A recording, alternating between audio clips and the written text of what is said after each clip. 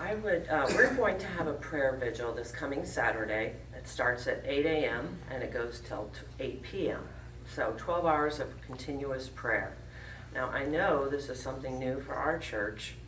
It's a bit out of the box for Presbyterians, but we're going to have to take a leap of faith, all right? And I'm asking each of you to take a leap of faith along with me. Maybe you think you can't pray for 30 minutes. That's okay. Just sit there and listen. Okay? What? Maybe you think it won't make a difference. But think twice. This is really important for us to unite together in prayer as a church. God needs to hear all of our voices. There will be at 10 o'clock and at 12 o'clock and at 2 o'clock someone up in the front row. If you would like someone to join together in prayer with you or to pray over you for your health, for your family, whatever your concern is, there will be someone to pray with you.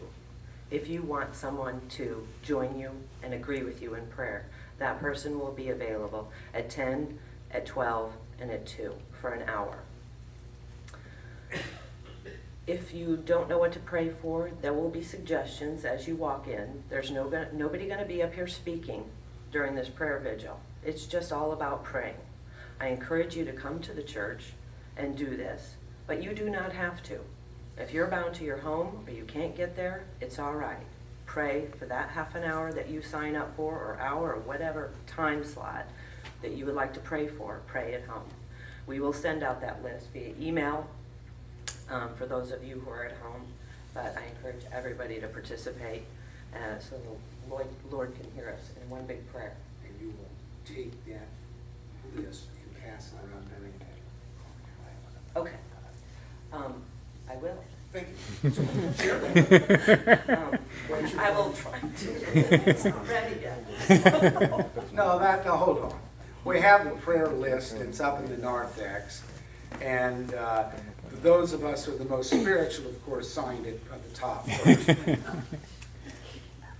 We're down to about number 5, so we have, and I think 9 o'clock. So what we'll do is for those, just sign up for half an hour. If you can come to the church for that half an hour and pray, fine. If not, that's okay. Michelle will be more than happy to take that and pass it on during coffee hour. And I encourage everyone to be involved in this. Young ladies, we will expect you to be involved in the half hour. Because you're going to need all the prayer you can get this summer, I know that. All right. With that said, let's turn our attention to prayer.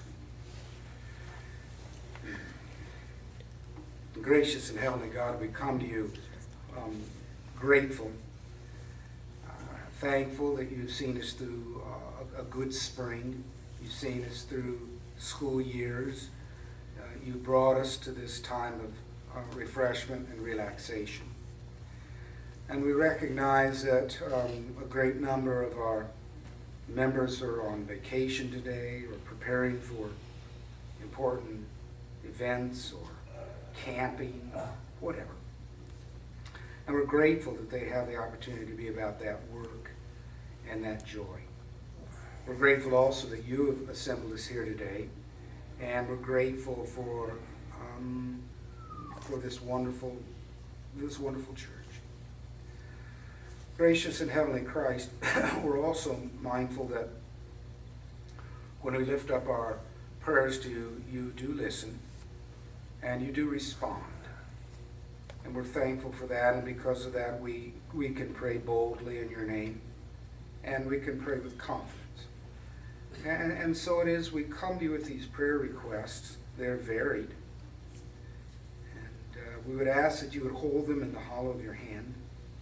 And the people that we lift up, that you would call them by name. And that you would go to Renee's mother, who now has Parkinson's. And you'd call her name and say, Beth, I am with you. And be not afraid, Beth. That you would continue your presence with Elizabeth Ferenzi, and that you would call her by name, and Elizabeth would hear Jesus saying to her, Elizabeth, I'm holding you in the hollow of my hand. And I love you.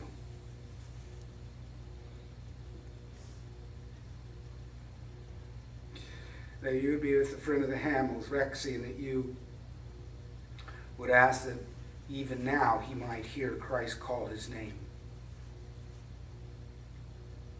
And tell him that I hold you in the hollow of my hand. And that Angie and Andy and their babies would be in your care as they travel to Iowa.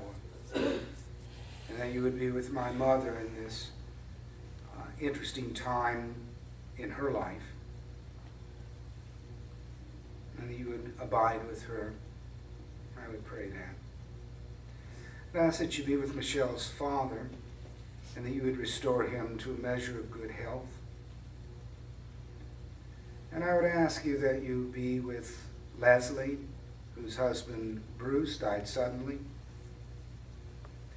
And I would ask that you would hold Leslie and Bruce in the hollow of your hand, and that they would hear you call their name. And they would not be afraid, but rather rejoice and be confident in your presence. Gracious and heavenly God, I ask special blessings for Teresa and Chanel, that this summer be one filled with joy and success. I'm grateful that you have brought them to us this morning, that we might enjoy their company. Gracious and heavenly God, I give thee thanks for this good day, for all that you have shared with me personally, and the blessings that you have given me.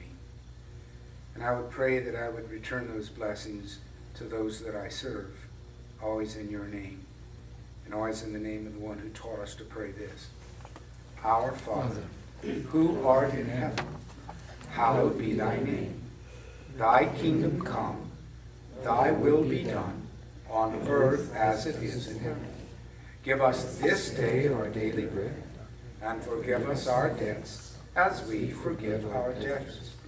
And lead us not into temptation, but deliver us from evil. For thine is the kingdom, and the power, and the glory forever. Amen. And so it is, I say to you, may the peace and the love of Jesus be with you. And also with you. And please extend the hand of fellowship. Miriam, God be with you.